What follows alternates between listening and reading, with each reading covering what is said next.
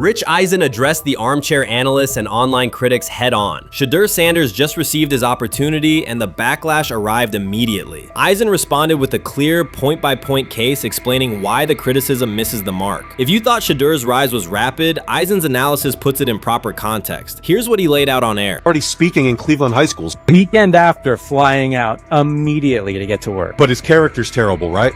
You know, and listen, oh, he interviewed bad, you know. According to who? The New York Giants? No offense, Bert. The same New York Giants that gave Daniel Jones a huge contract and let Saquon Barkley out the door. That's the intel we're trusting here? That was for him to celebrate. He just made, I mean, look, he put in work in college. He had the privilege of being coached by his father. Which we all would love and do. Turned around not one, but two programs in college football. And then literally for any athlete, being drafted at the highest level is a success story in itself. Rich Eisen delivered a direct response to the critics. He addressed the online claims reducing Shedeur Sanders to Deion Sanders' son instead of evaluating him as a quarterback on merit. Eisen challenged those assumptions and refocused the discussion on performance, preparation, and opportunity. Say Kenny Pickett had strained his hamstring. Shedeur, they say his first day in pass, 9 for 9, 2 touchdowns, no interceptions. They were just hating on this young guy. Within minutes, Rich Eisen delivered a structured breakdown, addressing each claim with evidence and dismantling weak narratives through clear analysis. He replaced speculation with data and kept the focus on what matters: decision-making, accuracy, leadership, preparation, and game management. The reality is simple. Shedeur Sanders was not given this opportunity. He earned it through performance and consistency against real competition. He accepted the role, met the standard, and handled the moment with professionalism and urgency. No shortcuts, no favors, just results and readiness. Eisen's point was direct. Evaluate Shedeur on his work, not assumptions, and acknowledge that he has justified the opportunity on the field. I've done it at 2 locations already, so it's simple. So that's why when people say I'm not, you know, one of the top quarterbacks or the top quarterback, is what are y'all going based off of? Because I did it year after year after year, and you see the progression. So it's like, obviously it got to be some type of external hate that you have for the family, for the last name, for anything, because I know I proved myself. While many were still debating whether he was NFL ready, Shedeur Sanders stepped onto the practice field and operated like a clear QB1, setting protections, controlling tempo, and executing the plan. The narrative that he is just flash, media attention, or his father's influence does not hold up against his work in installs, progressions, and situational drills. What he showed was composure, efficiency, and command of the offense. He processed quickly, protected the football, and delivered on-time throws, demonstrating preparation and control. I'm a firm believer. If I wanted Shedeur Sanders at 2, at worst at 33, of course I already think that he's better than other quarterbacks. Because that's the type of talent, that's where I would have picked him at. And if he was at 2 or 33, and he still had the same exact skill set, we would be talking about him starting and playing. Right. Well, there'd only be 3 quarterbacks. It'd be 3 quarterbacks, not 4. Not 4, yeah. But since he moved to the 5th round, that's cool. They might have to go along with it. But to me, I think if you ask who got the best tools, I'm going with Shedeur Sanders. From the first day of camp, he was not there to get by. He arrived to lead. There was no hesitation in installs, no lapses in fundamentals, just precise timing, clean footwork, and consistent velocity to every level of the field. He managed protections, controlled cadence, and delivered in situational work, showing command rather than learning on the fly. The approach was efficient and disciplined, with attention to detail and progressions and ball placement that reflected preparation, not improvisation. At the same time, Rich Eisen addressed the narrative directly and backed it with evidence. He laid out clips, context, and performance markers to cut through speculation. Eisen emphasized that Shedeur Sanders did not step into this moment because of publicity. He built toward it through sustained work, resilience, and results. The background, media readiness, high football IQ, and a professional approach was developed over years, not days, and it translated to immediate operational control of the offense. The resistance came from familiar places. Some in the traditional guard still framed mobile quarterbacks as limited and expected the nepotism label to define him. That view did not hold up against what was on the field: composure under pressure, secure decision-making, accurate throws into tight windows, and consistent execution in red zone and 2-minute sequences. Eisen's point was clear: evaluate Shedeur Sanders on performance and readiness. The evidence shows he earned the opportunity and is meeting the standard with accountability and consistency. Yeah, teams didn't draft him because they didn't think he was first-round talent. And the quote we played and that's on the screen, I think is flatly wrong. We all know this shouldn't have happened. Yes, it should have. It should have happened because this wasn't. Now, again, teams can be wrong. The league as a whole can be wrong. Hell, the Baltimore Ravens drafted a 25-year-old tight end before they drafted Lamar Jackson in the same draft. The die is not cast on who Shedeur Sanders. He stated it plainly. This is not a celebrity appearance. This is a quarterback with pocket presence, leadership, and decision-making that stands on its own. You either show it or you settle into a backup role. Shedeur Sanders is not auditioning. He is establishing himself as the starter. When the opportunity arrived, whether through injury, trade, or depth chart changes, Shedeur was prepared and delivered. So before your final year at Miami, there's a lot of conversations revolved around Shedeur Sanders. Obviously, I'm assuming you guys have a great relationship. Some of the clips you've seen and stuff like that. What is it like for you to have like this rivalry with Shedeur? I don't have a rivalry with him.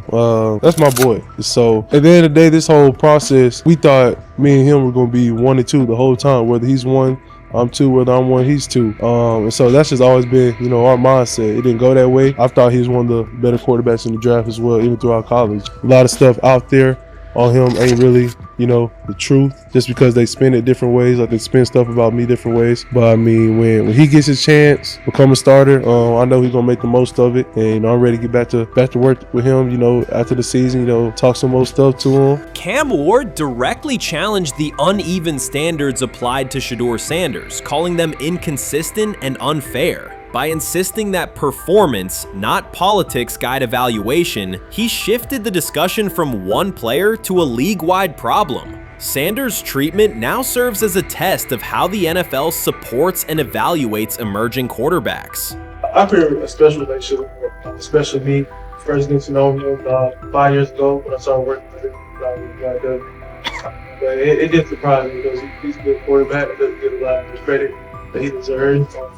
Especially the plays that he made in Colorado. A lot of quarterbacks in the country are making those plays. And so when he gets this opportunity, I'm pretty sure having soon today that he'll make sure he'll make plays on the field. Cam Ward's public challenge to the treatment of Shedeur Sanders brought the issue into clear view. For months, discussion around Sanders has centered on his profile, major compensation, a prominent Nike deal, and the expectation to stabilize a struggling franchise. Rather than a standard evaluation of a top prospect, he has faced sustained skepticism from analysts, fans, and league voices. Ward's comments underscored that the standards being applied to Sanders diverge from those used with other rookies. By stating it directly, he did more than support another quarterback. He identified a broader problem in how the league responds to young players with significant visibility. The takeaway is direct. Assessments should reflect on-field performance and development, not external narratives. A generational talent.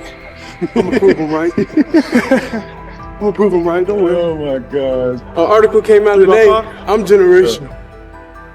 So I guess it's article versus article. I like that you think that, man. But we all know the truth.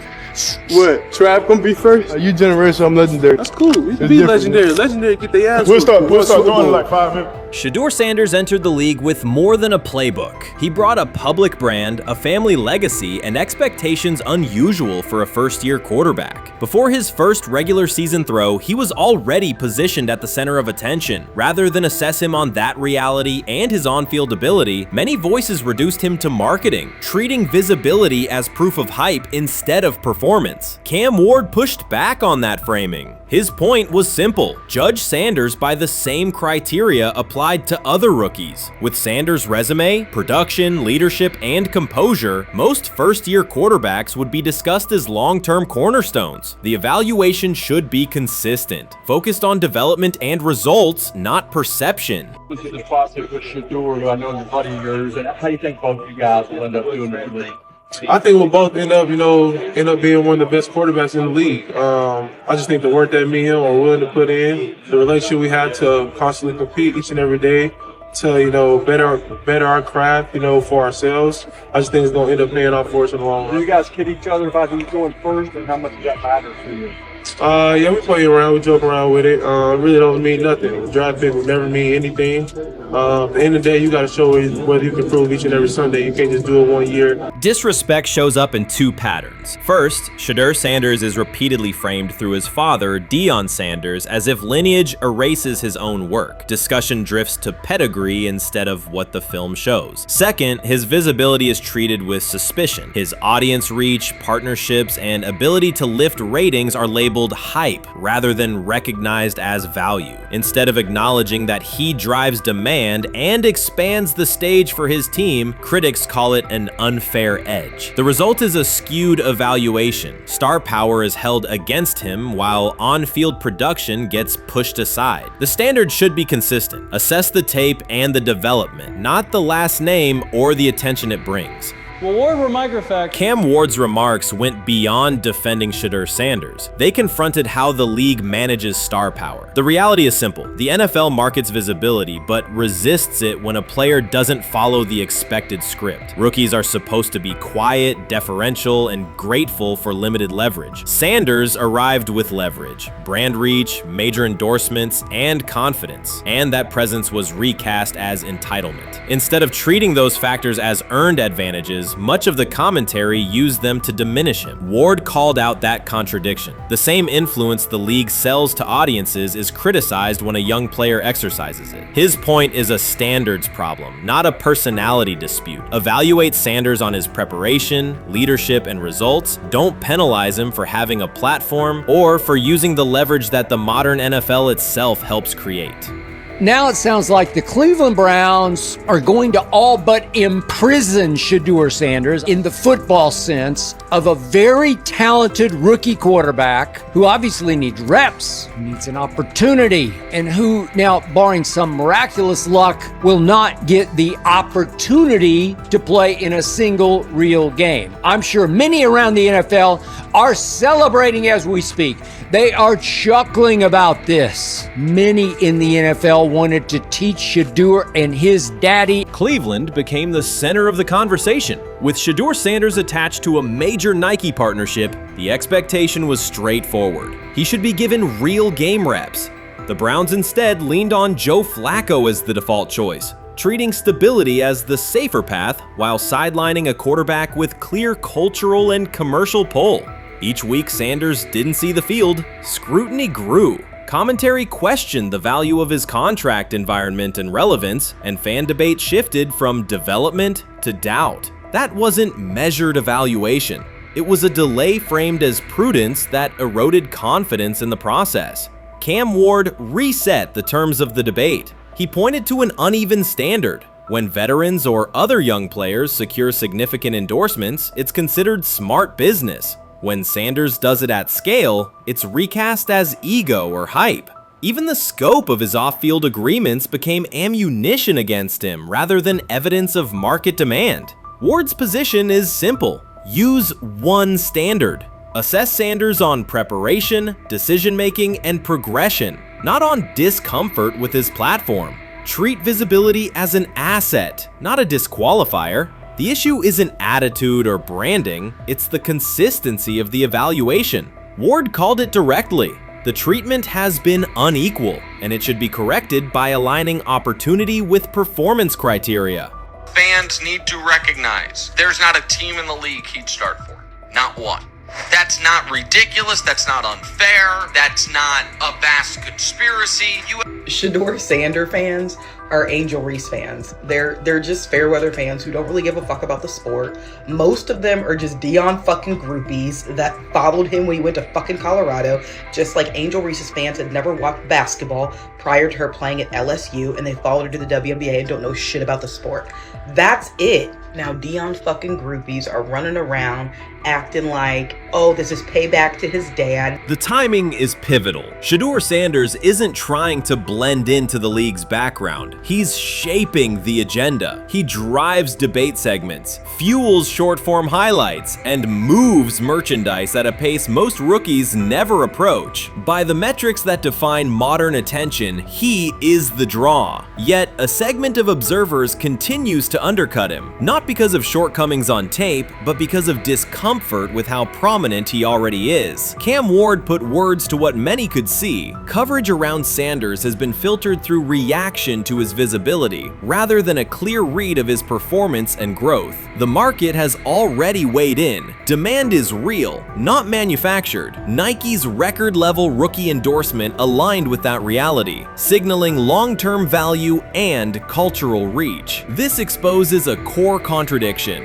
The NFL depends on star power to sell tickets, fill stadiums, and boost ratings, but it resists stars who set terms on their own. Visibility is celebrated until a player exercises it. The fix is straightforward. Apply one standard. Evaluate Sanders on preparation, decision-making, and results, and treat his platform as the asset it is. If the league benefits from his presence, its evaluation practices should reflect that same reality, consistently and without penalty for scale. Shedeur Sanders does not depend on league promotion. He established his platform before the NFL and continues to expand it on his own terms. That autonomy challenges the status quo. Cam Ward's support was more than a defense of a teammate. It was a warning that if the league holds to outdated expectations, it risks falling behind the very players who drive audience attention and revenue. Claims that Sanders lacks real popularity ignore measurable facts. A large, active following, consistent merchandise demand, and sustained coverage across major outlets. Doubts about his standing as a quarterback overlook his college production and growth indicators. The pattern is familiar. Efforts to minimize him increase his reach. Each skeptical headline widens the spotlight, and each dismissive take creates more engagement. You cannot reduce a player built for visibility by arguing he should be less visible. The practical outcome is the opposite. Scrutiny becomes signal. Sanders is not merely enduring criticism, he is turning it into momentum, converting attention into leverage on and off the field. Grab hold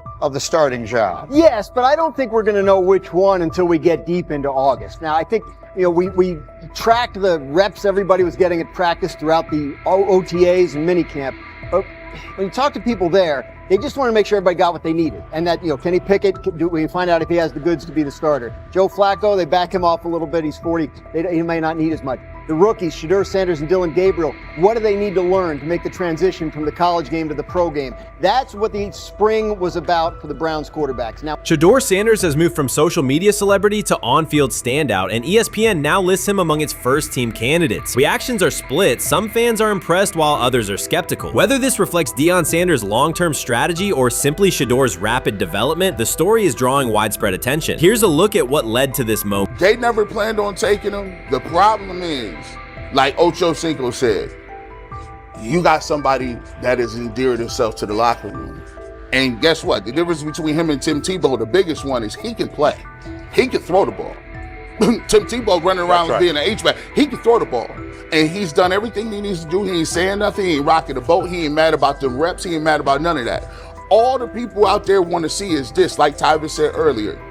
We want to see what he can do with Jerry Jeudy. Online reactions are sharply divided. Some fans strongly support Sanders, while others argue he is overrated. Traditional analysts cite statistics and claim his recognition comes mainly from his father's name. Sanders supporters are actively celebrating his rise and already predicting a future NFL career. Sports media outlets have made his candidacy a central topic of debate. The discussion now extends beyond statistics and victories to include his marketability, public image, and on-field presence. Sorry, is Shedeur Sanders going to get a chance to win this job? Do you believe he gets a legit shot to win this job? Listen, I think first of all, the action's going to really start in training camp. Like, forget all the OTA stuff. You don't win a job in OTA. The real action starts in training camp. And just like Shedeur said, during the mini camp, when it's time to take your reps, you got to make the most of it. Because I think early on, there's going to be a lot. Remember, Joe Flacco didn't hardly practice in OTAs and mini camps because they were giving the young guys. Right. So when he gets his opportunity, he's going to have to make the most of it. Analysts are closely reviewing game footage to evaluate Sanders' decisions and mechanics, while others examine his social media activity to see how he balances content creation with quarterback duty. Shedeur Sanders' placement on ESPN's early first-team list has taken over the college football conversation. Supporters circulate his highlights and argue that his on-field production and leadership justify the honor. Skeptics claim the recognition relies too heavily on his family name and question whether his resume is strong enough for first-team status. Analysts are rewatching game footage to assess his reads, accuracy, and pocket presence, while others examine how he balances a high-profile social media presence with quarterback responsibilities. The debate has pushed other storylines, such as conference realignment and NIL issues, into the background, leaving fans and commentators focused on Sanders' performance, marketability, and overall impact on the sport. I'll keep saying it. I believe Shedeur Sanders should play more games than any other quarterback on this roster this year, because he's the only guy that I look at and say they might have something here. Because I'm telling you right now, They left night 1 of the draft saying, we are taking our quarterback next year. So it's on Shedeur or Dylan or Kenny, probably not Joe, to change their mind. To change their mind. But you got to find out.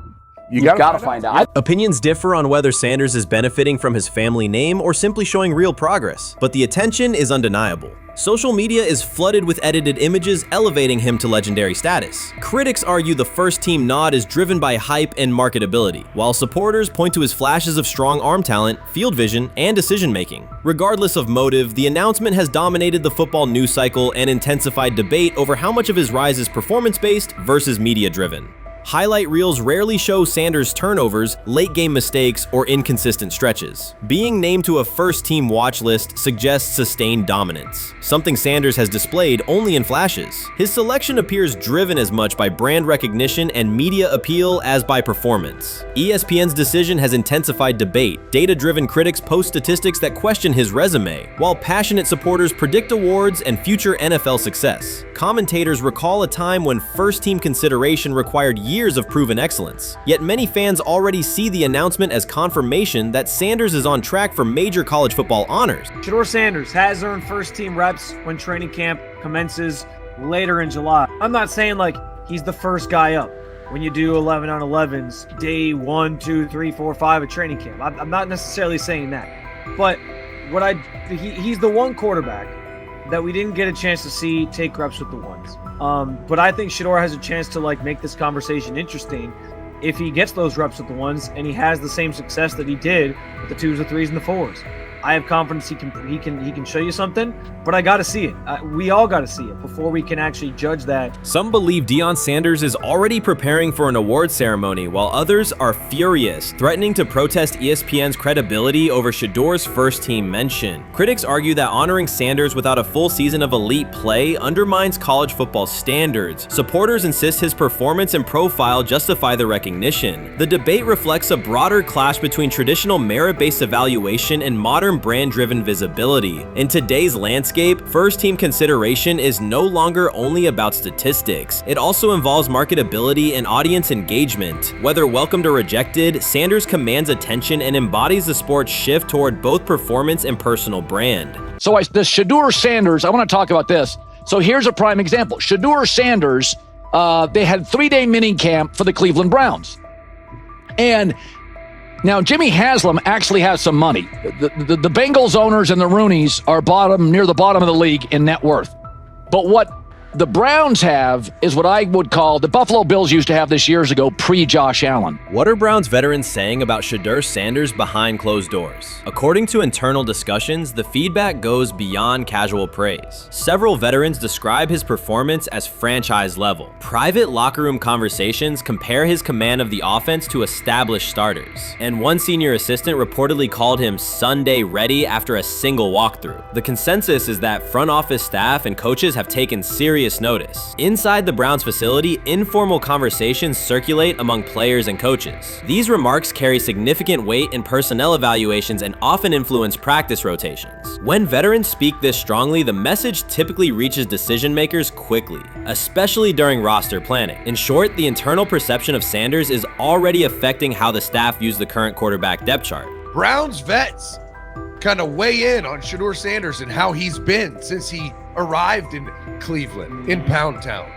And I think it's very, very important that we discuss it because it'd be really easy for these vets to, this wasn't like a on-the-record interview. This is just kind of back channels into what the vets are saying, the rumors, but the sources telling us. And we have a couple quotes, but Shedeur Sanders, Cleveland Browns, it seems like it's going well. And it's almost like you don't want to talk about it. At the center of the growing internal buzz is Shedeur Sanders, the rookie who entered Berea with late-round expectations but is being discussed privately as a potential long-term starter. This is not a routine camp tale about an extra arm taking practice snaps. Sanders has seasoned teammates, players with playoff mileage, quietly reassessing his ceiling. Observers who overlook these conversations risk missing one of Cleveland's most deliberate personnel moves in years. Sanders is not on the roster because of his surname. The Browns reviewed their quarterback depth, weighed costs, and chose a controlled, development-oriented option they believe can stabilize the position. His presence is already changing practice dynamics. Veterans notice his pocket awareness, adjust routes to his timing, and acknowledge that he processes coverage at an advanced level for a first-year player. Leadership patterns in the huddle feel different. Sanders delivers with precision and composure that challenge defenders to reevaluate their calls. The strategic upside is clear. A 4-year rookie contract offers cap flexibility while other franchises cycle through expensive stopgaps. Coaches and front office staff view Sanders as a calculated investment, not a publicity experiment. Outside chatter still focuses on Joe Flacco's age or Kenny Pickett's development. Inside the facility, however, veterans pause film sessions to dissect Sanders' ball placement and progression speed. Position coaches highlight clips where he works through reads decisively and delivers on time, traits rarely attributed to rookies. Sanders' confidence is measured rather than theatrical. He moves as though the NFL tempo is familiar, and that calm spreads across the roster. Experienced defenders are rechecking the depth chart and asking if the quarterback competition is tighter than publicly acknowledged. Great kid, and whether it's a following that he's earned, I mean, that's something that he's done a great job of interacting with fans, and but he is a great kid. You guys will get to know him more. He's working like crazy, just like all the guys. He's another young man. These rookies, you know, my office is downstairs. As they got to walk by my office as they come in. They come in early. And Shedeur, just like all those guys, he's in there early. He's getting his work done. He has not yet secured the starting job. Evaluations so far come only from brief practice periods, no comeback drives, no national headlines, just steady execution in shorts and helmets. In a league that celebrates splashy debuts, Shedeur Sanders is earning trust rep by rep. Veterans typically withhold judgment until late in camp, yet several are already studying his footwork and timing, which suggests genuine respect. Inside the building, coaches sense that the Browns may have finally found a stabilizing presence at quarterback. Cleveland's recent history underscores why this matters. The team has started 9 quarterbacks over the past 2 seasons, an indicator of instability rather than depth. Sanders arrives with composure, arm strength, and a well-known surname, so any sign of readiness is magnified. Financial context also plays a role. The Browns are allocating a significant portion of the salary cap to Deshaun Watson, whose performance has not matched that investment. To manage costs, the front office signed 4 additional quarterbacks on low-impact contracts. Together, they account for far less than Watson's annual cap figure. If Sanders continues on his current trajectory, that structure could give Cleveland both competitive clarity and much-needed financial flexibility. He's the only person who's come out and say, hey, man, this dude look kind of good, man. Let me tell you what I heard. A lot of people reaching out to players in the locker room and stuff. To me, I think this is it's a red herring. Like, I'm supposed to suspend myself to this belief that he was going to look bad. I've never expected him to look bad to start with.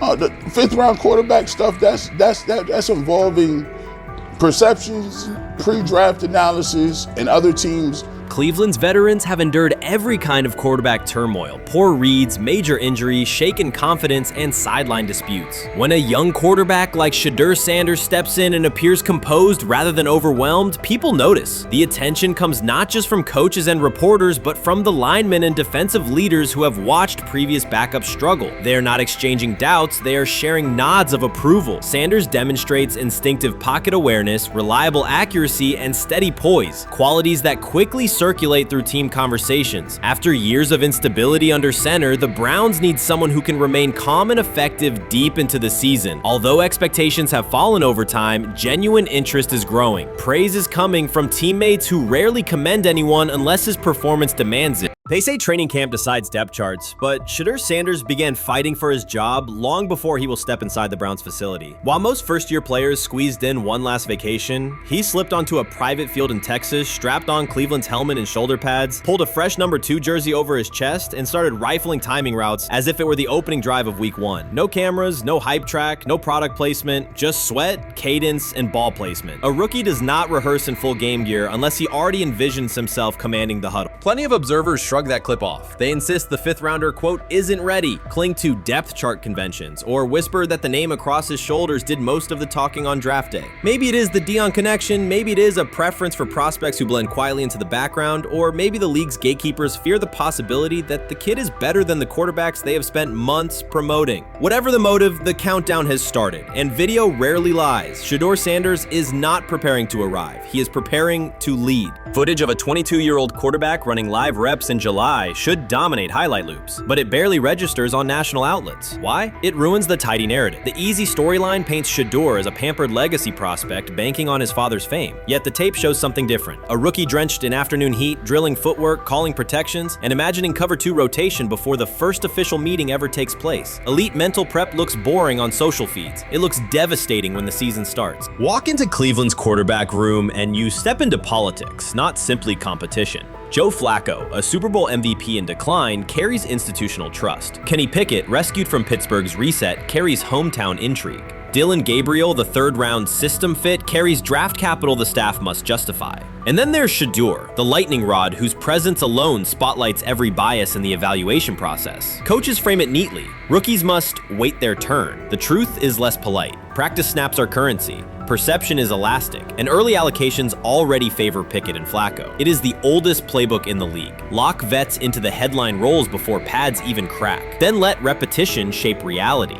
Sanders refuses to cooperate. He is not a 4th-string camp arm. He has engineered game-winning drives under national scrutiny, operated against live blitz looks most prospects never face, and more than any quarterback in the room, documented his own offseason obsession. No social media rollout, no brand consultant, just pads, cleats, and an unlit practice field. If his last name were Smith, pundits would label him the sleeper of camp. Instead, politics trails every throw. Training camp rotations expose organizational intent. Beat writer Fred Greetham already reports that Pickett and Flacco will open with first-team reps when veterans report July 23rd. Gabriel grabs the developmental snaps, leaving Sanders the leftovers. That isn't performance-based, it's narrative-safe. Gabriel doesn't threaten hierarchy, Sanders bends gravity. Watch the details. Does Shadur steal 11-on-11 snaps with the 2s? Does he run red zone installs or 2-minute drills? If he does, coaches are admitting he is forcing his way in. If he doesn't, they are postponing the inevitable. Either way, the private field reps have sharpened his timing and condensed his release. He is not hoping for an opportunity, he is prepared to seize one the instant it appears. Cleveland's joint practices amplify that tension. First come live periods against the Panthers, then sessions with the champion Eagles. Those reps belong to the starters, so Flacco and Pickett will absorb most of Carolina's disguised pressure and Philadelphia's exotic fronts. Sanders' proving ground will be the preseason opener on August 8th. Under the stadium lights, he will get entire series, real reads, pockets collapsing for real. If his command mirrors the footage from Texas, coaches will have to answer why he never saw earlier work. Reps are scarce. 10 padded practices separate veteran arrival from game 1. Even an even split, something that never happens, would hardly suffice. Instead, the staff will funnel snaps toward the comfortable choices. That strategy can bury a rookie, but it can also spark an eruption when limited opportunities turn into highlight drives. One flawless touchdown march in the second half of a preseason game, and the dog pound will chant his name. Then the staff's narrative control evaporates. Criticism of Sanders has never matched the scrutiny applied to his peers. Analysts nitpick a ball pat, a foot angle, a pump fake, Pickett's inconsistency, Flacco's diminishing velocity, Gabriel's college system crutches. Discuss politely, if at all. With Shedeur, the critiques arrive as coded doubts. Does he rely on the family brand? Is he coachable? Can he stay humble? That double standard is as old as the league's resistance to outspoken black quarterbacks. Add Deion's unapologetic persona, and each Sanders rep becomes a referendum on establishment comfort levels. Shedeur answers not with rebuttals, but with work. Work captured in silent footage more deafening than any debate show monologue. Quarterback drama masks broader roster cracks. The Browns receiver group is crowded yet unproven. The safety room failed to create turnovers a year ago. Interior defensive linemen are still rehabbing, and the offensive line must retool on the fly. Which quarterback can navigate that turbulence? Flacco's pocket mobility is limited. Pickett's confidence remains fragile. Gabriel is months away from processing NFL disguises. Sanders, forged by perpetual doubt, offers poise under chaos and meticulous preparation, a combination this franchise has lacked since, well, almost forever. Forget politics, depth chart etiquette, and recycled sound bites about developmental timelines. The only metric that counts now is who did the work. Sanders pounding through full gear scripts in late June is not vanity, it's vision. While the league sleeps, he refines his drop steps. While media speculate, he rehearses third down checks. He has already decided what he is. The organization must decide if it can recognize it in time. The preseason will provide the answer. Live bullets, real blitzes, stadium noise. When those throws leave his hand under pressure,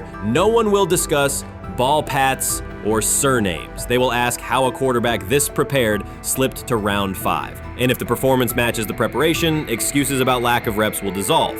It will be production against perception, and Shedeur Sanders has been producing where no one could see. Ready is the wrong word. He has been ready. You first, when you take a look at both of these QBs, who had the most impressive start so far in the preseason? Well, to me, it was Shadur. I didn't see any interceptions when he was out there. Did you see anything like that?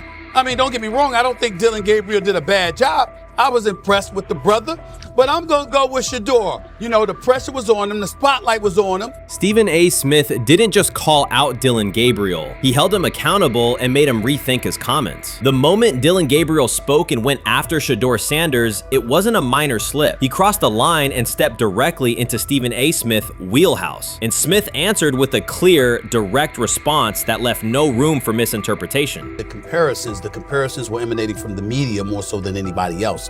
And that's what I think, that's exactly who I think he was directing his comments towards. Having said that, Deion Gabriel, respectfully, it was stupid. A very dumb comment to make. First of all, let me tell you something right now. In every walk of life, far beyond the parameters of a football field. This wasn't casual sports commentary, it was a decisive critique. Deion Gabriel's comments were taken apart by Stephen A. Smith with clear, direct points. Gabriel, a quarterback with solid stats but limited top-level achievements, chose to take a public shot at Shedeur Sanders. Shedeur, who has handled sustained media scrutiny and on-field expectations, became the target of an unnecessary criticism. Smith responded by challenging Gabriel's standing to make that claim, and by defending Sanders on the facts. The outcome was clear. Gabriel overreached, and Sanders didn't deserve the hit. Dan Orlovsky would sit up here in comparison to Shedeur Sanders, who did no such thing, and say, hey, thought he looked better. I thought, I got to give him the edge here. I thought it wasn't bad. A pick six and a fumble, and we can get over fumbles. Have you heard anybody say that? I know it's possible. Have you ever heard anybody say, get over? Stephen A. Smith responded immediately. As soon as Deion Gabriel made his comments about Shedeur Sanders, Smith delivered a clear, point-by-point critique that drew national attention across the NCAA media cycle. Deion Gabriel has a reputation as a good quarterback, not a dominant one. He can post strong numbers against opponents like Tulsa, but his performance has been inconsistent when the stakes in competition rise to playoff level. Well, those who produce get treated differently than those who don't. What he said echoes the mentality of all of America practically, and most certainly the world, as we see things being globalized more and more every day. It was a stupid, idiotic, immature comment, because clearly you were feeling the heat because a lot of people was talking about how Shadur should be QB. Deion Gabriel is a capable quarterback, but not a standout. Even so, he chose to talk down to Shedeur Sanders, a quarterback who has navigated constant scrutiny and pressure and still represents the future of a program that was struggling before he arrived. The comparison was weak. The criticism was unnecessary. Stephen A. Smith recognized that and dismantled Gabriel's argument with a clear, direct response. How the Browns react to this, how the locker room reacts to this, how Shadur reacts to this, because it was a clear shot at Shadur. But let's say Deion Gabriel's talking about the media. How could you be a brand new quarterback in the NFL and the first time you get behind a mic after your first game, you throw the media under the bus? That's arrogance. Stephen A. Smith excels in moments like this. When Deion Gabriel made his remarks about Shedeur Sanders, Smith responded with a focused, direct critique. He questioned Gabriel's standing to make that claim, noting that Gabriel has transferred between programs and has not been a Heisman finalist. Without theatrics, Smith laid out why Gabriel's resume doesn't justify taking public shots at Sanders. Smith's point was clear. Targeting Shedeur Sanders, a quarterback central to his program's future and consistently under intense scrutiny, was misplaced. Gabriel's criticism lacked the substance to support it, and Smith methodically showed why. Well, talked to him today on his 42nd. I want you to be meaner. Birthday. That's number one. Number two, after the game, the Browns head coach Kevin Stefanski said there was a mix-up in the routes and that players were in the area that they shouldn't have been. Look at Stephen A's face. Look at Stephen A's face. Look at his face. Stephen A. Oh my Lord. The strength of Stephen A. Smith's response was that he didn't just address Gabriel's remarks. He challenged the image around him. Dillon Gabriel often presents himself as an overlooked contender ready to surprise. But the reality is that his profile hasn't commanded broad attention. It's a clear reminder that not every opinion carries equal weight. In defending Shedeur Sanders, Stephen A. was direct and precise. Shadur isn't just a quarterback. He is Deion Sanders' son, which subjects him to scrutiny far beyond anything Gabriel has faced. Even under that pressure, Shadur has maintained his composure, shown confidence, and delivered in key moments that helped revive a program many had written off. Stupidity, all of it. I thought it was a clear shot at Shedeur due to the fact that his Oregon coach threw a shot at Coach Prime and Shedeur during their meeting at Colorado last year. But you know what? The cream rises to the top. Let's see what happens this week. I see a lot of the media talking about they think it was about the media and not about Shedeur.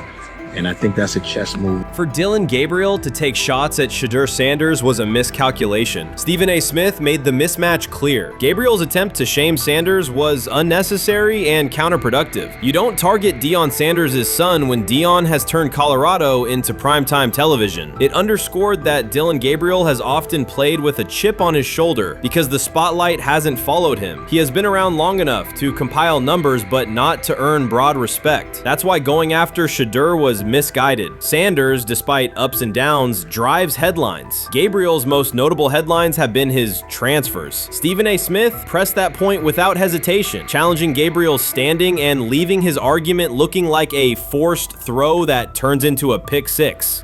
You know what? Still needs to thank me a little bit more for that restaurant I treated him and his family to because it was big time. And stop embarrassing me by going places and trying to use coupons. That's how pathetic he is. The point is that yeah, a pick six and a fumble is usually considered a bad day. Stephen A. Smith didn't need to raise his voice to make the point. He presented Dillon Gabriel as a player whose talk outpaces his resume and defended Shedeur Sanders with clear comparisons. That's why he called Gabriel out so directly. The comparison wasn't just unfair, it was forced. Now look at Gabriel's record. The numbers are solid and he can win against average defenses, but the resume lacks defining markers. There's no sustained Heisman contention, no late season surge that reshaped the national picture, and no postseason moment that cements a legacy. The track record reflects steady production, not top-tier impact. That's the gap Smith underscored. Gabriel's criticism of Shedeur Sanders wasn't supported by what he has accomplished, while Sanders continues to carry a program under constant scrutiny. Let's see some of them step up and make some plays out there. Ain't no way. Gabriel ain't no way. He's not built like that. No way.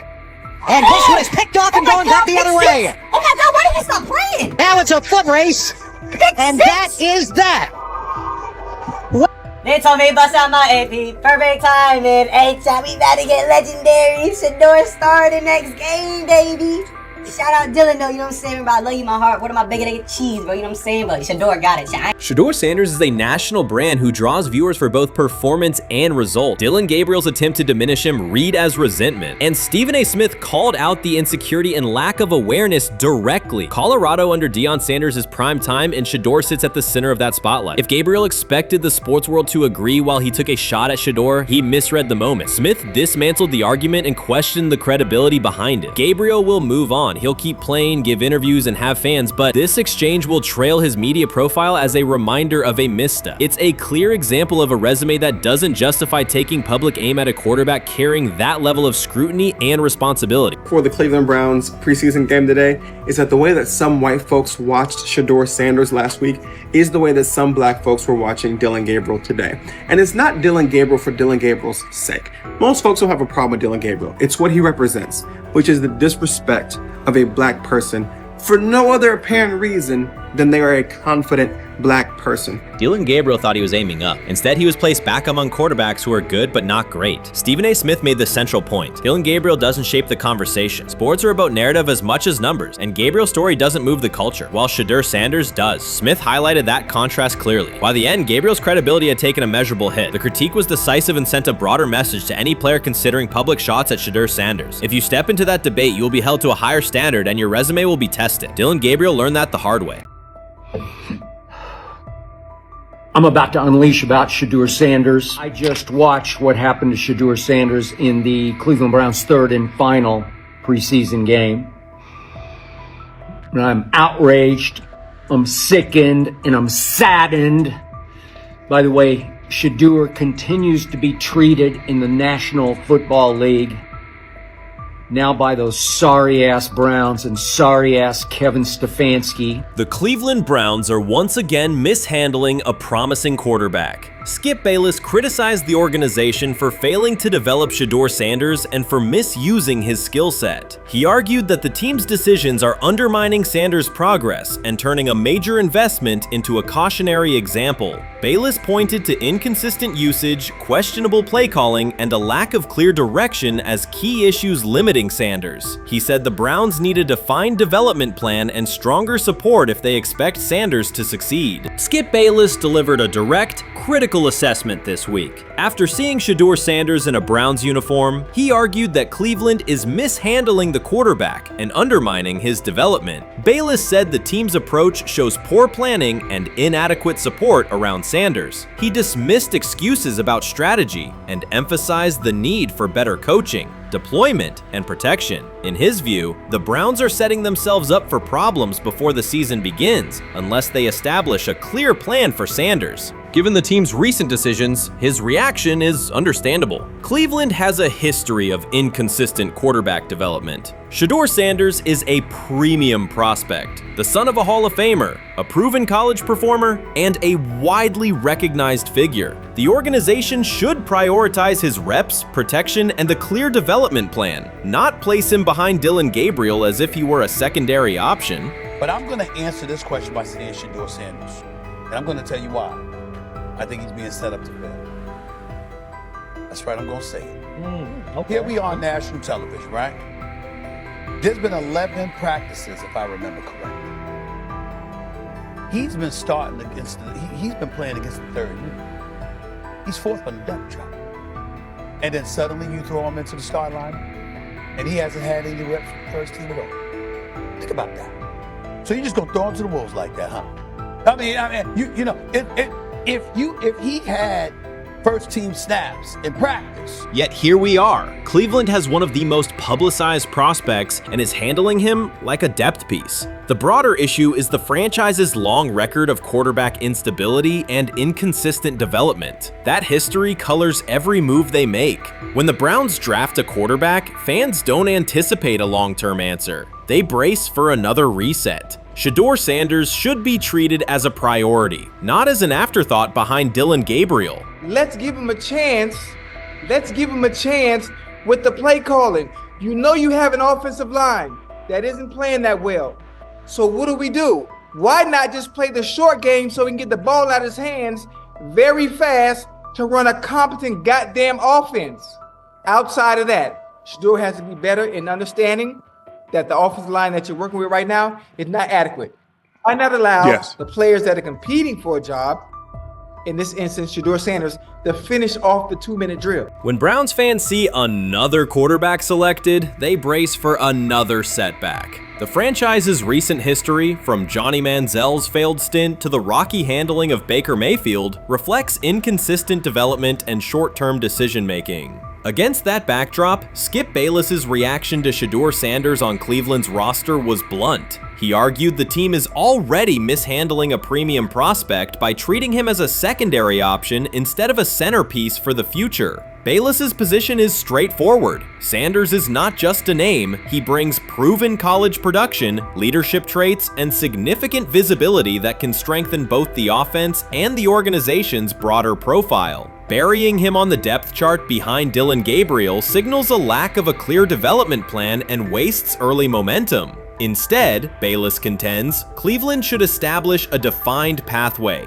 First-team practice reps, protection and personnel tailored to his strengths, deliberate play calling that accelerates processing, and measured in-game opportunities that build confidence and execution. In his view, the Browns need alignment from the front office to the coaching staff to prioritize Sanders' growth. Continuing to treat him like a depth piece risks repeating the same cycle that has undermined previous quarterbacks. Committing to a coherent plan gives Sanders and the franchise a realistic chance to convert potential into sustained performance. I view things as I got time. I got time to be able to grow and mature, and be able to understand the ins and outs of the defenses and be able to get the good insight from the vets in the room. So I look at it as, a plus. And whenever, it's time for me to play. Shedeur Sanders rolled into Browns camp and instantly made the whole practice feel like a recess pickup game. NFL vets suddenly looked like they'd forgotten the playbook and were just trying to keep up. With that being said, I see some balls coming out of Shedeur Sanders at that camp, and I'm like, kind of looks like a guy. Yeah, I'm ready. He can sling it. Ready to I see him, some of the veterans, how they talk to him, mic'd up, see what he's doing in the community. Yep. Talking about Njoku there? Njoku, Mike that, but once you see, different little interactions and things like that, I know he has the talent. We'll see. It'll be a competition that usually brings the best out of guys, especially young guys, so I'm interested to see how that quarterback situation. Right after Shedeur Sanders tightened his cleats and the Browns settled in for what they figured was a routine camp day, the whole vibe tilted sideways. No blazing comet, no UFO touching down at midfield, just a swagger-charged quarterback striding in like he'd crashed the wrong league and thought, yeah, I'll stick around and run this show. The Browns had no clue what storm was rolling in. You'd expect an NFL team to do a quick scout, maybe pull up a highlight reel or two, but nope. They greeted Shedeur with a shrug, only to watch him seize the field on snap one and run the whole operation like a seasoned pro. First and foremost, he's been the best quarterback in camp. Now look, Joe Flacco ain't had many opportunities. There was a whole day I saw he didn't throw the ball at all. Here's my theory on the situation. They already know who's starting in the number 2 is. They already know. Joe Flacco and Shedeur Sanders is already locked up. You're missing the boat, people. You're missing the boat. Your boy, Kenny Pickett and Dylan Gabriel, oh, they're fighting. Shedeur didn't merely clock in, he hijacked the session. One moment he's loosening his arm, the next he's roasting veteran QBs like faded names on busted draft boards. Defensive coordinators everywhere had the same gut punch reaction. Uh-oh. His pocket poise? Straight disrespectful. His timing? Psychic. And every pass left his hand like it was laser guided to its mark. While Shedeur Sanders was slicing up routes, the Browns secondary looked less like an NFL backfield and more like a gaggle of dads sprinting through a Saturday fun run. Big on enthusiasm, short on closing speed. Coaches fought the urge to slam the emergency horn. Players traded wide-eyed, "Are we serious?" stares, and someone even double-checked that a hidden camera crew wasn't about to pop out of the tunnel. But nope, this was pure Shedeur. Half cold-blooded surgeon, half highlight factory. He wasn't dropping a casual "I'm here," he was crafting a masterclass. From the first rep, the tempo changed. Shedeur Sanders accepted the snap with steady footwork, diagnosed the Browns' single high shell, and delivered a tight window seam route that forced the free safety to recover late. Throughout the period, he manipulated leverage with quick shoulder fakes, moved through full field progressions, and released on time from a balanced base, consistently putting the ball on his receiver's upfield shoulder. Cleveland's coverage struggled on multiple fronts. Safeties hesitated between deep half responsibilities and underneath support, creating voids at 15 to 20 yards. Cornerbacks and off-man were caught in trail position when Sanders used rhythm throws on 3-step drops, while those who tried press technique had their inside hand neutralized by his receivers' outside releases. Linebackers widened to match shallow crossers, leaving the middle hook unguarded for pivot routes and option digs. One corner attempted a line of scrimmage jam. Sanders immediately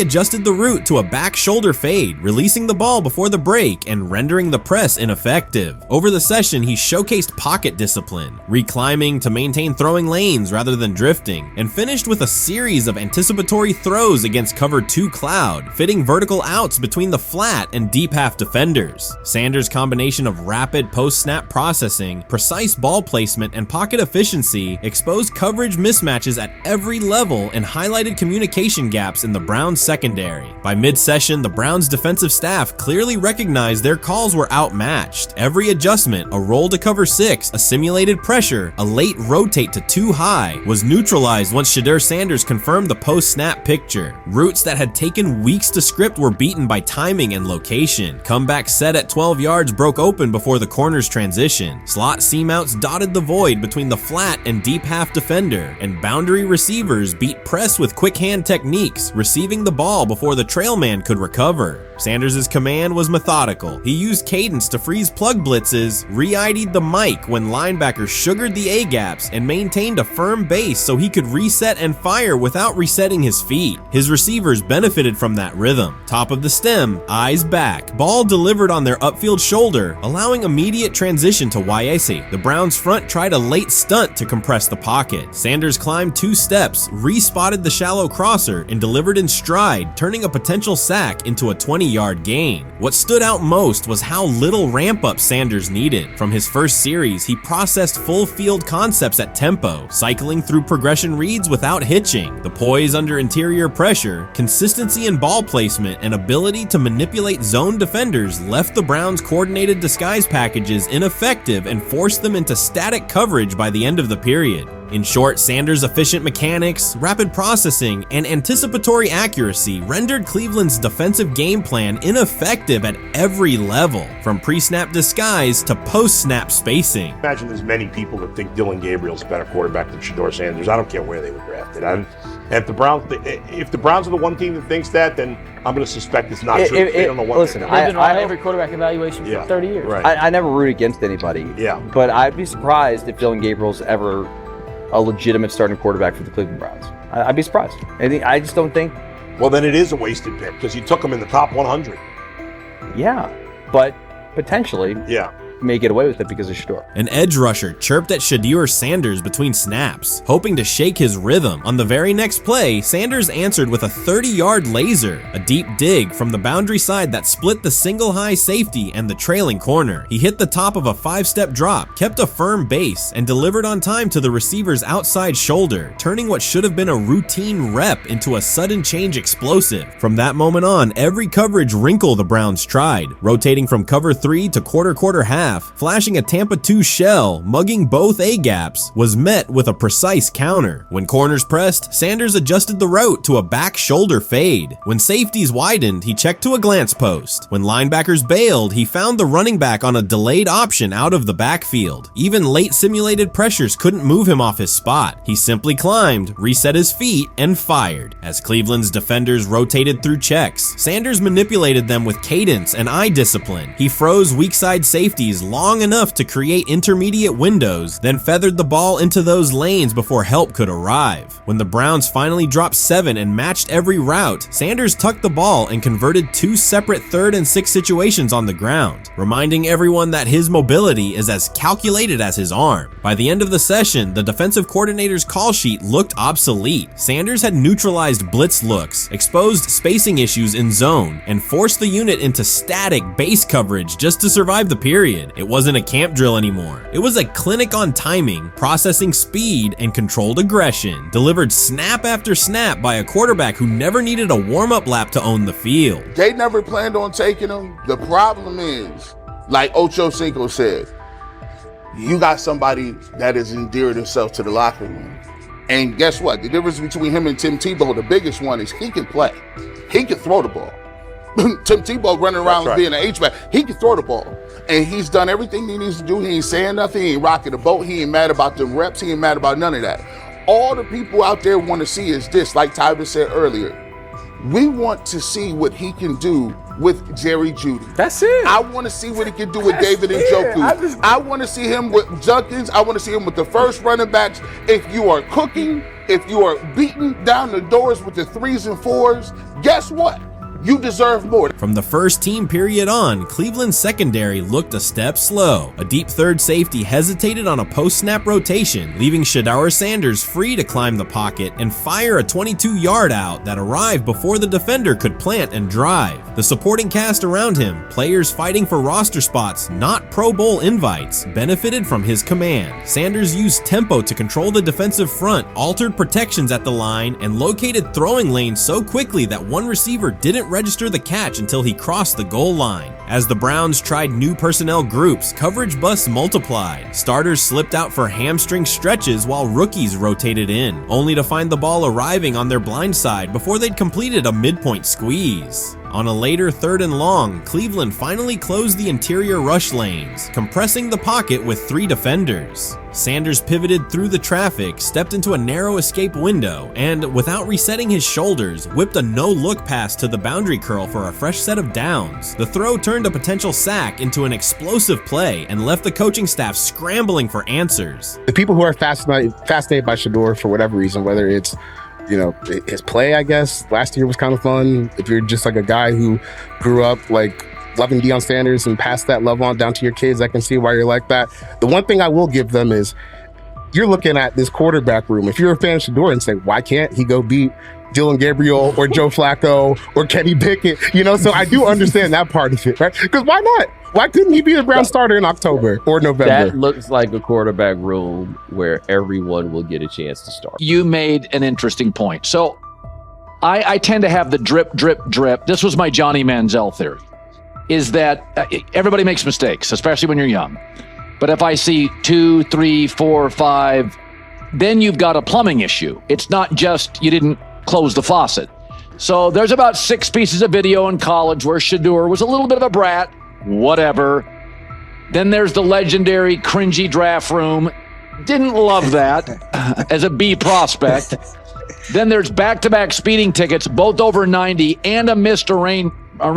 The NFL is navigating unexpected headlines after a former Browns coach publicly defended Shedeur Sanders in response to reports of multiple speeding tickets. The coach's statement has sparked extensive online debate. Supporters welcome the show of loyalty, while critics question the motive. Sanders now finds himself at the center of an unforeseen controversy, and observers want to know why a Cleveland coach is standing so firmly in his corner. The story is developing rapidly and continues to draw intense attention. When it came out that he got a speeding ticket, I said it's not really that big a deal. I feel very differently about it now. Over 40 miles an hour over the speed limit, less than 2 weeks after you just got a ticket. I don't know if that's entitlement or immaturity. There's got to be some teams that are feeling very good right now that they didn't draft him. Observers are focusing on Shedeur Sanders' recent speeding ticket, treating the violation as a measure of his character and sidelining his athletic, academic, and philanthropic accomplishments. The incident, driving 15 miles per hour over the limit in a borrowed Lamborghini, has drawn sharp criticism. In response, a former Cleveland Browns coach has taken the opportunity to comment, even though the franchise is widely viewed as unstable due to its frequent coaching changes and limited on-field success. By defending Sanders, he presents himself as an authority on discipline and leadership. The statement, coming from an organization seldom praised for stability, has nonetheless attracted considerable attention across the league. You want to defend him a little bit. I thought this was an interesting take. Yeah, I thought it was really interesting that you said you were out because of the speeding tickets. To me, that's such a minor thing. You were so high on him in terms of his completion percentage in OTAs, and I thought that was a little aggressive on your part. But with the speeding tickets, I got a speeding ticket the first night of the draft, my first year there. I thought maybe I'd get the benefit of the doubt, but they gave it to me anyways.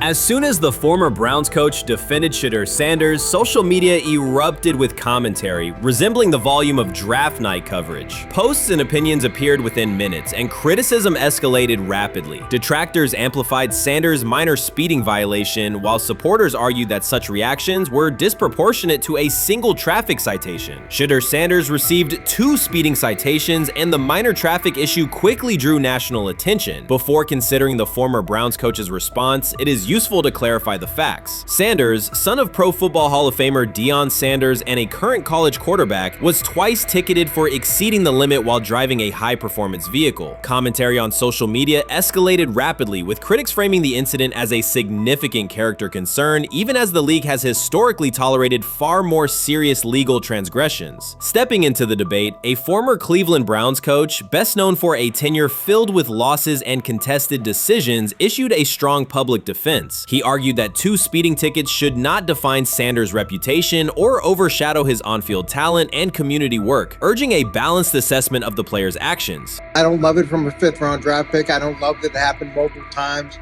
But I do think that this is the first time he's been away from his dad.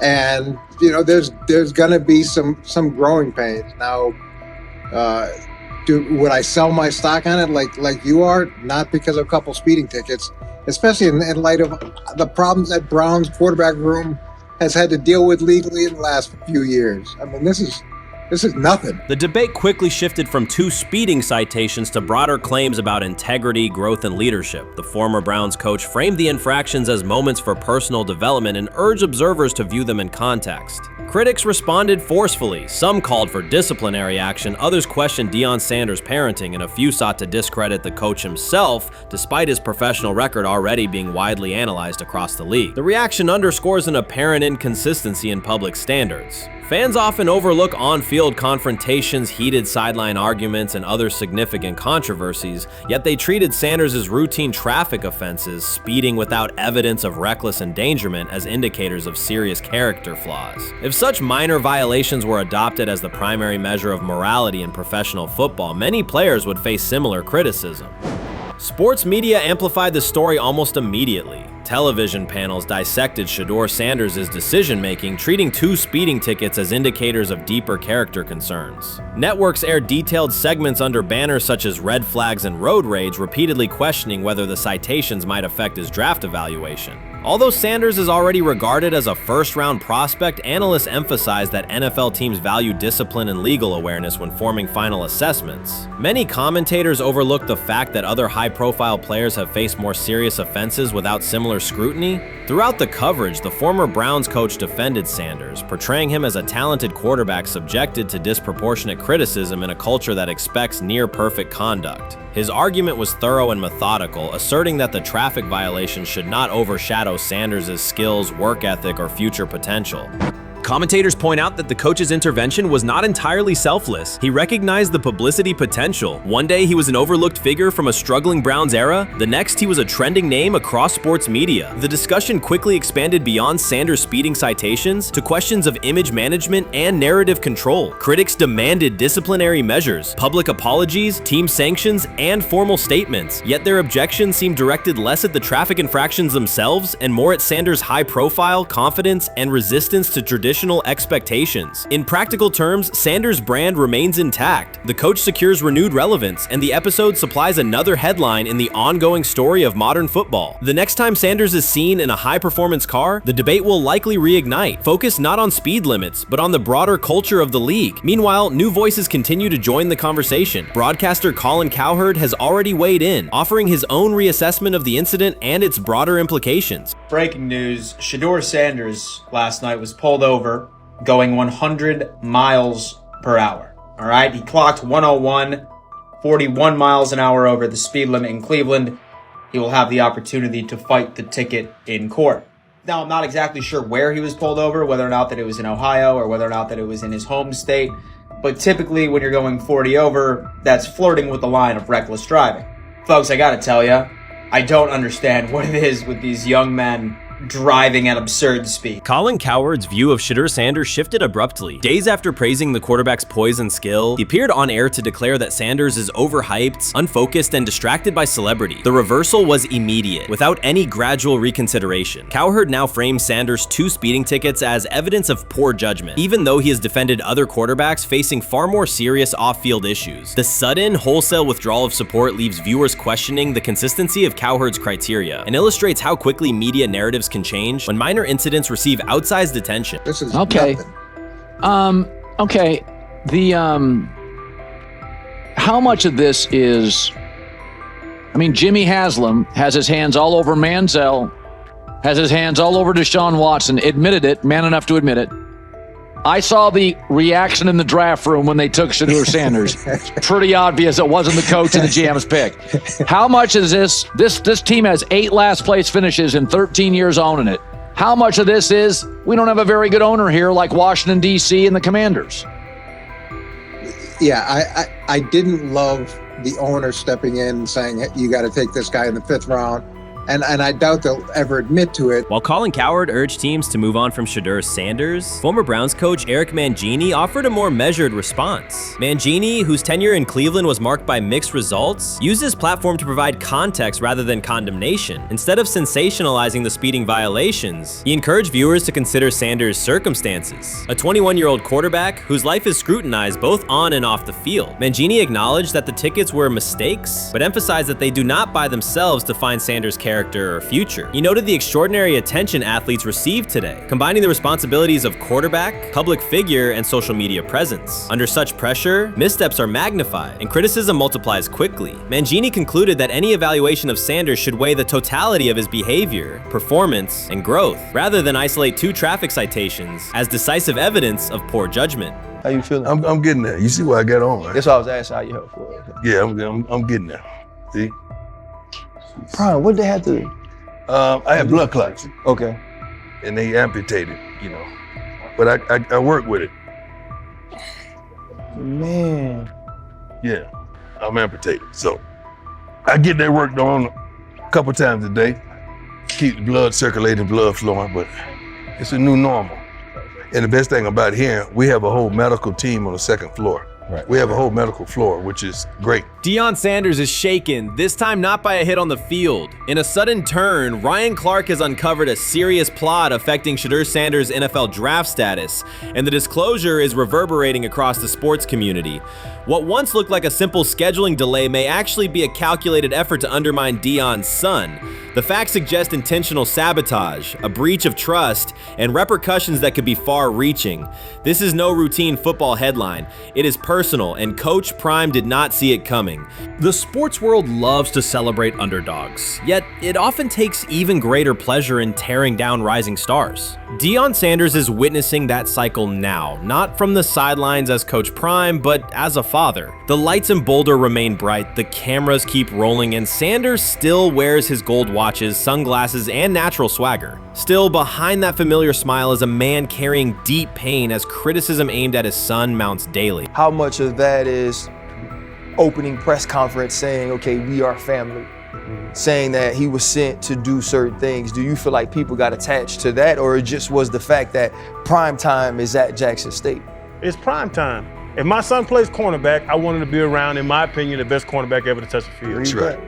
If my son played DN, I'd have to talk to you and tell me who's coaching the DNs. That's but right. I was sending my son to play for prime. His pain does not come from critics or losses, but from watching his son, Shedeur Sanders, get pulled into a system where politics outweigh performance. By every metric, arm strength, accuracy, field vision, Shedeur belonged in the top 3 of any NFL mock draft. Defensive coordinators who tried to unsettle him know he never flinches. He owns the unteachable leadership trait that turns strong prospects into franchise cornerstones. Then the narrative shifted. Draft boards that once placed him 2nd or 3rd slid him to 5th, then 12th, and eventually out of the 1st round on some lists. Analysts grew cautious, executives became vague. The statistics stayed strong, and the game film still proved his ability, yet the buzz evaporated. The abrupt silence felt deliberate and wrong. Former NFL safety and respected analyst Ryan Clark then delivered an unfiltered disclosure, not on a scheduled TV segment, but in an unscripted comment. He stated plainly that influential figures inside the league were not overlooking Shedeur Sanders. They were actively holding him back. The motive, Clark said, was political, and the real target was Deion Sanders, Hall of Famer, architect of Jackson State's resurgence, and the coach who turned a 1-11 Colorado program into a national headline. Deion's refusal to conform, wearing sunglasses indoors, dancing with players, speaking candidly, challenged an establishment that favors predictable images and rehearsed statements. According to Clark, that resistance to tradition was not forgotten.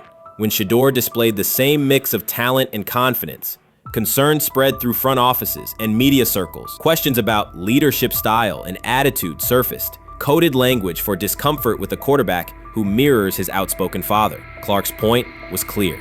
The issue is not Shedeur's performance. If he had posted identical numbers at Ohio State or Alabama, endorsements and media specials would follow. Instead, interest cooled because the Sanders family embodies a self-made identity the league cannot easily manage. Their visible pride and independent brand challenge a system that prizes control. And that threat, not football ability, is what Clark believes is suppressing Shedeur's draft stock.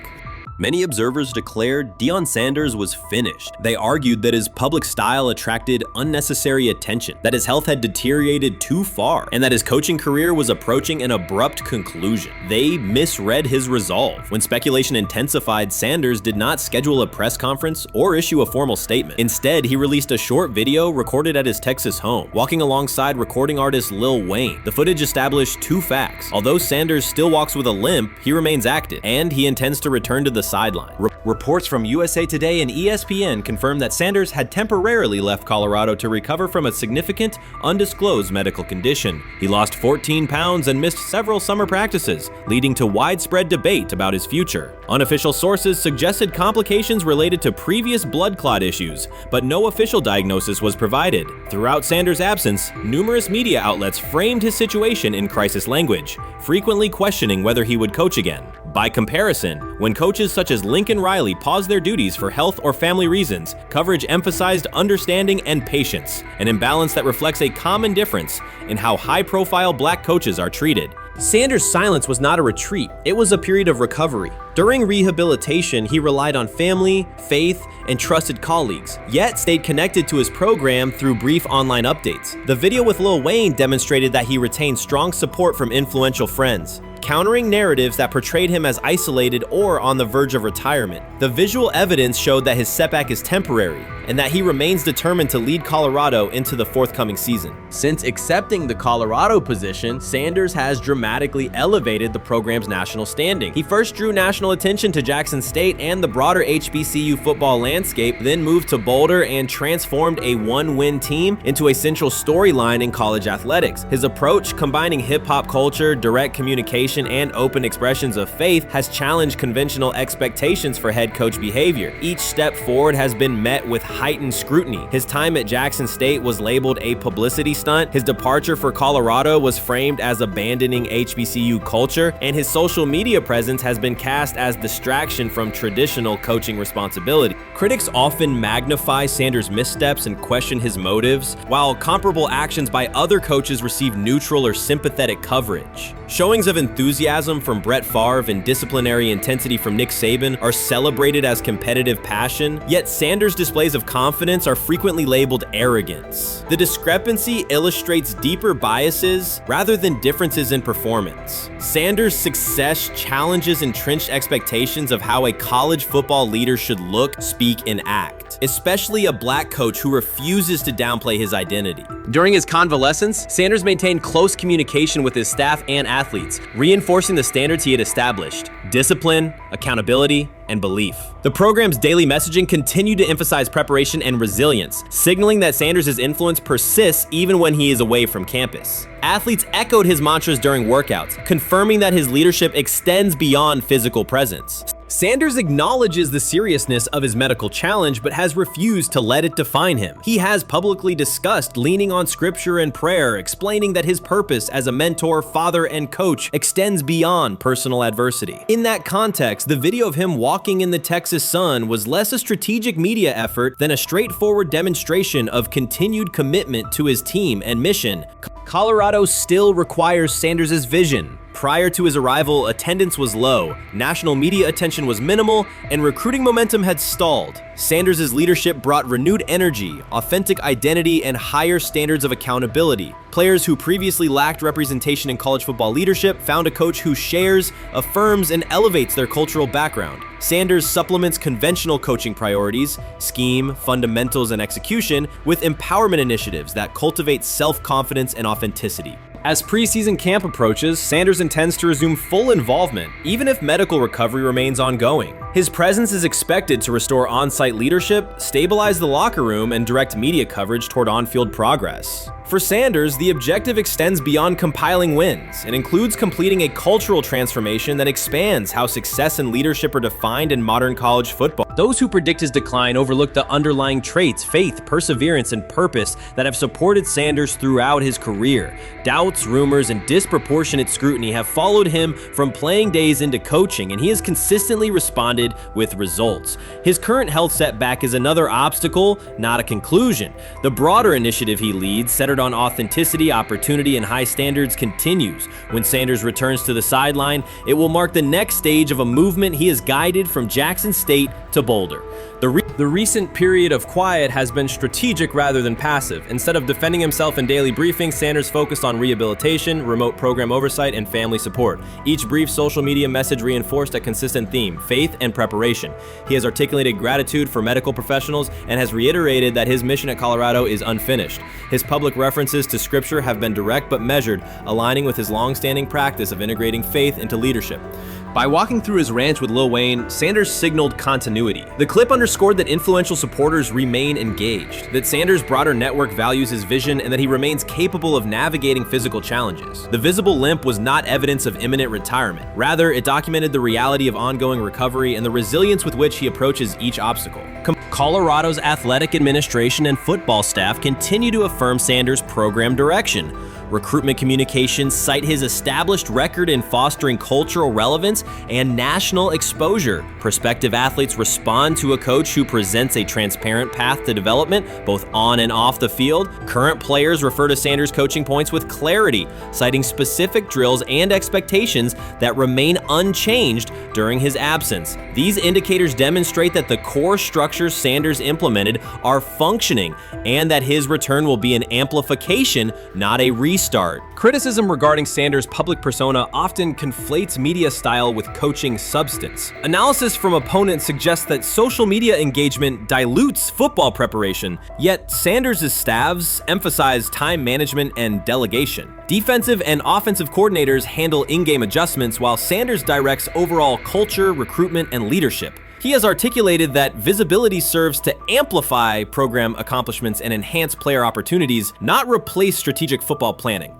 Some commentary has attempted to reframe Sanders' health issue as evidence that his coaching model is unsustainable. The argument ignores the documented health challenges faced by numerous coaches across levels of competition. For example, college coaches recovering from heart procedures or joint replacements have returned to successful seasons after appropriate medical clearance. Sanders' case follows a comparable trajectory. Medical complications require temporary separation, structured rehabilitation is prioritized, and a managed return is planned. Institutional medical protocols at Colorado dictate clearance requirements. Sanders will meet those before resuming full sideline duties. Colorado's players have expressed public confidence in Sanders' eventual return, citing regular virtual check-ins and continued accountability. Several athletes noted that positional meetings included recorded messages from Sanders reinforcing tactical goals and personal discipline. These details confirm that Sanders has remained actively engaged, albeit remotely, and that team culture remains aligned with his principles. Looking ahead, Colorado's schedule will attract national attention, both for on-field competitiveness and the storyline of Sanders' comeback. Analysts will evaluate how quickly he reestablishes day-to-day rhythm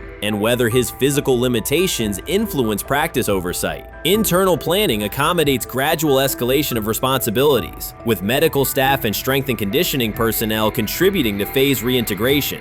The broader significance of Sanders' return extends beyond Colorado. His visibility continues to challenge prevailing narratives about leadership styles and pathways in college athletics. By prioritizing authenticity, open articulation of faith, and cultural expression, Sanders offers a contrasting template to more conventional models. His eventual recovery and sideline presence will reinforce the argument that diverse leadership profiles can succeed in elite collegiate competition. In summary, rumors of Deion Sanders' coaching demise were premature. Verified Inside reports confirm a substantial but temporary medical setback. He used the time away to focus on health, sustain program engagement, and rely on a support system anchored in family, friends, and faith. His recent public appearance demonstrated active recovery and reaffirmed his intention to resume leadership in Boulder. The forthcoming season will test Colorado on the field, but it will also underscore the durability of Sanders' vision, one that combines competitive ambition with cultural resonance. Observers who continue to question his longevity overlook the resilience and purpose that have defined his career. Sanders' return is imminent, and the movement he leads remains intact. You can't fire the owner because he can't fire himself.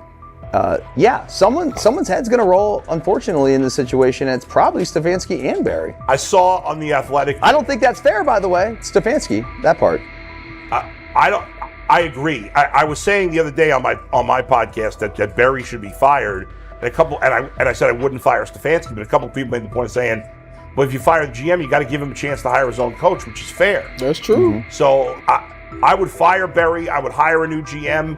If that GM thinks Kevin Stefanski's a good coach, wants to stick with him. The situation in Cleveland has escalated with the NFL. Sources indicate GM Andrew Barry is prepared to move on from head coach Kevin Stefanski if he refuses to elevate Shedeur Sanders. The Browns are weighing a major quarterback change. Leadership appears to be aligning behind Sanders and pushing for immediate action. This is a high-stakes decision about control and the team's direction. I think it's unfair for me to comment in I guess, maybe on behalf of the industry. All I can say is this, the time that we spent with Shadur, and what he's done throughout his college career is impressive. He's an impressive young man. He's a really good quarterback.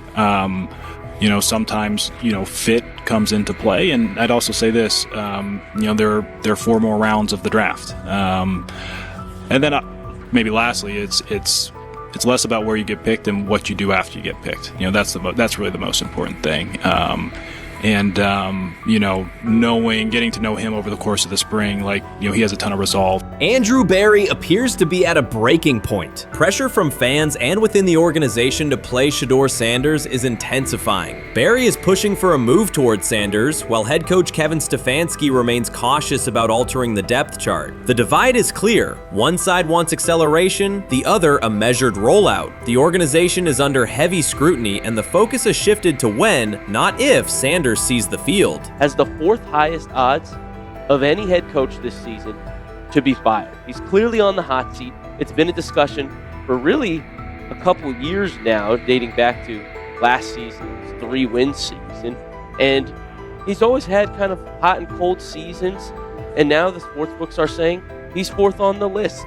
Number 1 is Mike McDaniel of the Miami Dolphins, Brian Dable of the Giants at 2, Shane Steichen at 3, and there is Kevin Stefanski plus 650 to be fired. This has moved beyond tension to outright stubbornness. Rather than elevating Shedeur Sanders, the staff has chosen Deion Gabriel. The current depth chart looks less like a forward plan and more like resistance to change. Fans have been clear about who they expect to see, yet the organization keeps delaying. Every week without a real evaluation of Sanders slows development and blurs accountability. Cleveland is choosing a conservative approach when a decisive decision is needed, sending a message of uncertainty to both the locker room and the city. Now being the 3rd string quarterback for the Cleveland Browns, was that so much was made out of unbelievable. He actually made the team as the 3rd string quarterback. Like that was a big deal. Like that was somewhat of a surprise to a lot of people. He should have been the 1st pick in the draft. Kevin Stefanski appears to be doubling down to validate his approach. Despite sustained demand from Browns fans to see Shedeur Sanders reflected in chants, merchandise, and constant discussion, he continues to keep Deion Gabriel in front on the depth chart. The decision functions as an assertion of control rather than a response to momentum. Even with clear signals from the fan base, Stefanski is staying with Gabriel and delaying a full evaluation of Sanders. It is a deliberate choice to maintain his plan and pacing, not to accelerate change. Cleveland is prioritizing continuity over recalibration, keeping any transition to Sanders on hold. But yeah, I mean, the Browns are in a tough spot. They have wasted. You traded a ton of high draft capital to get Deshaun Watson. You've gotten nothing out of Deshaun Watson and missed an opportunity. Like, who knows who they would have drafted? Now, maybe they would have screwed up those picks and the Browns would still be in bad shape.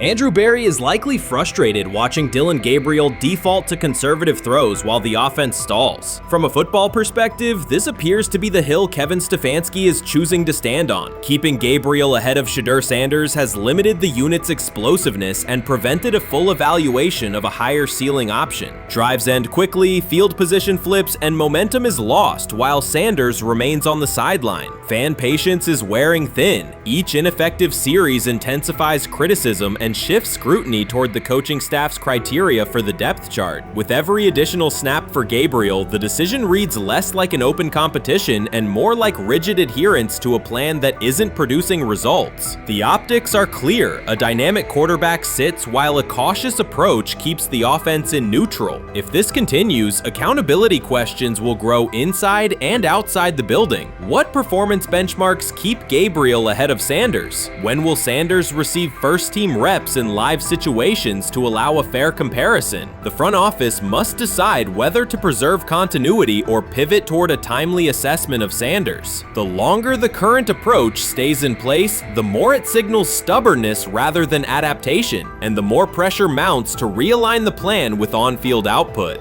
I honestly see it happening if the Browns lose a bunch of games. Like if they get 5 wins or less, I see the report coming out now that Stefanski will be fired. I don't want it to happen. I want the Browns to be good, win a bunch of games. I think that they're going to be a team that is slept on and can at least get 7 wins, which is why if they don't, I see Stefanski getting all the blame for that, and there'll be a new coach in Cleveland. Because their players, to me, are there once again.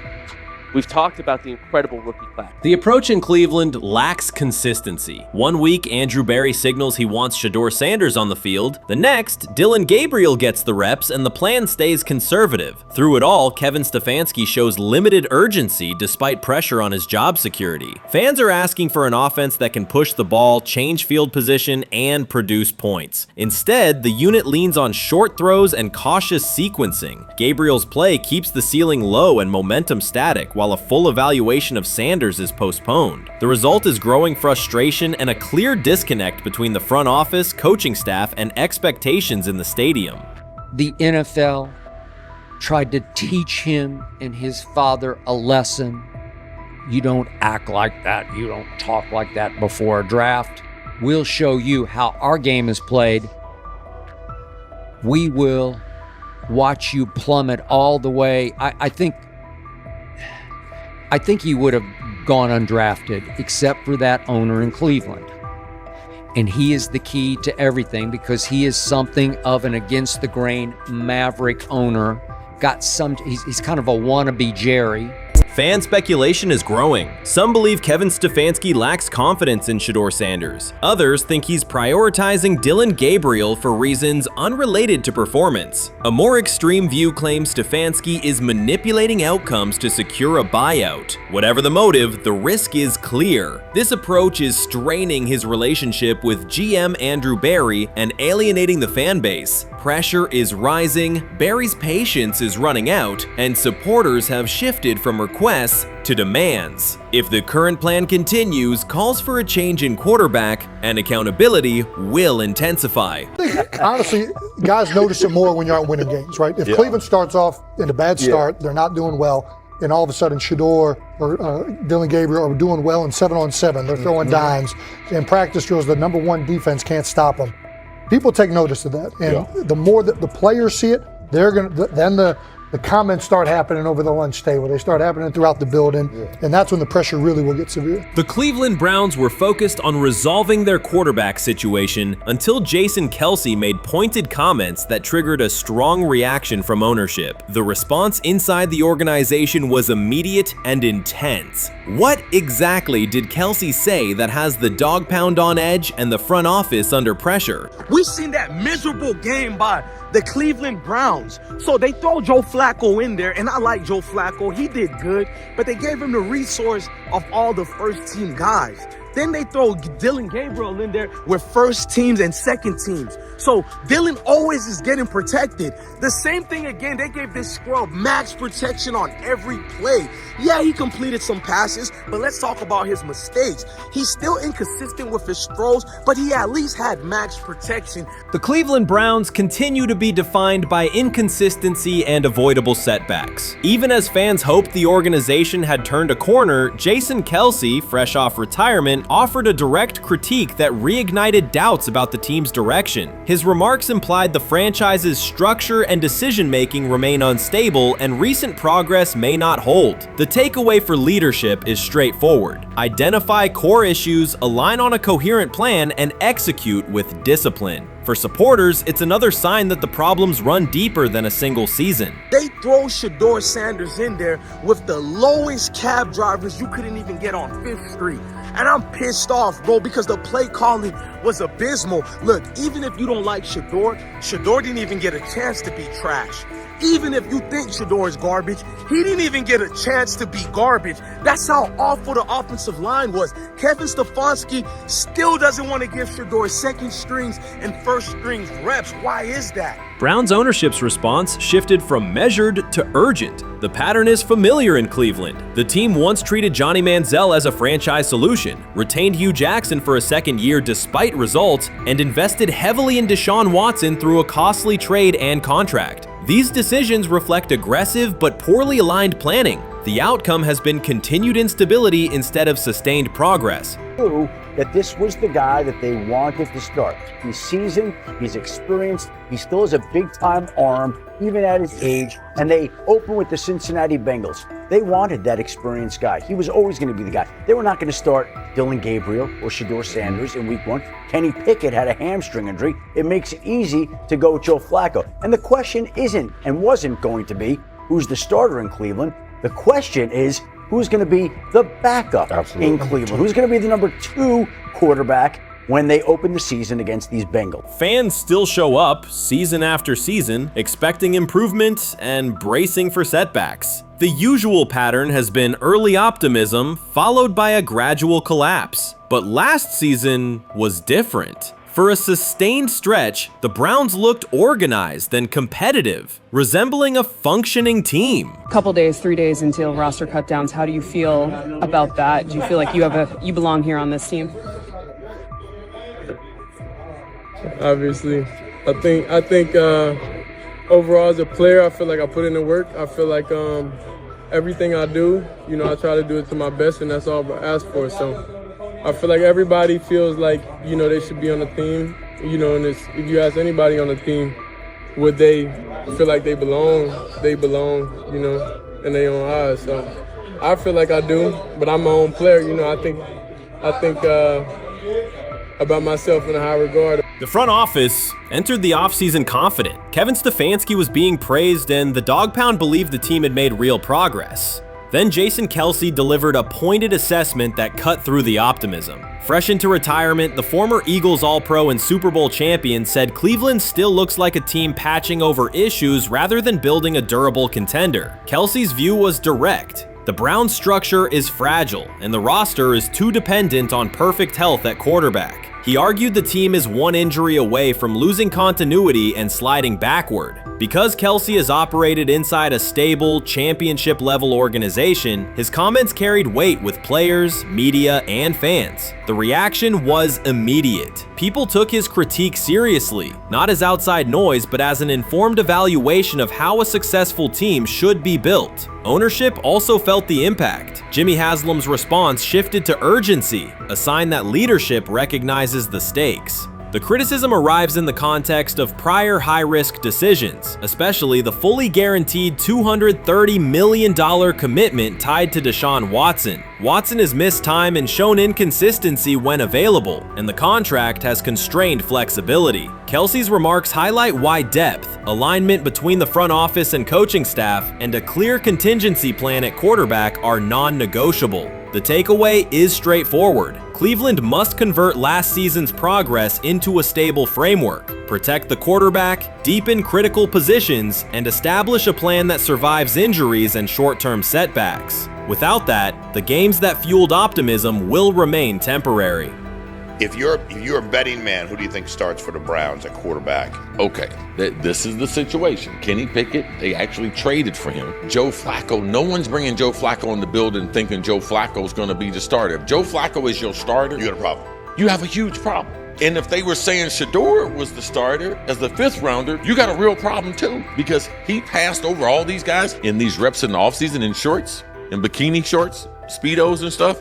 Like, no. That kind of stuff. So I'm not that surprised when you put down a 3rd round pick on a quarterback. You do believe he has a certain skill set. Jason Kelsey stated the obvious. Cleveland committed to a quarterback who hasn't played at an elite level in years, and Joe Flacco's playoff run didn't change the long-term outlook. Ownership appeared more upset that the criticism was public than by the substance of the critique. Many fans agreed. They've seen this pattern before. Rosters age, injuries are inevitable, and when a single contract dominates the cap, one setback at quarterback can undermine the entire season. Kelsey's broader point was about structure. The Browns prioritized the high-cost, uncertain starter over depth and contingency. The late-season surge masked issues that remain: limited cap flexibility, thin depth at key positions, and an offense that lacks a credible plan B.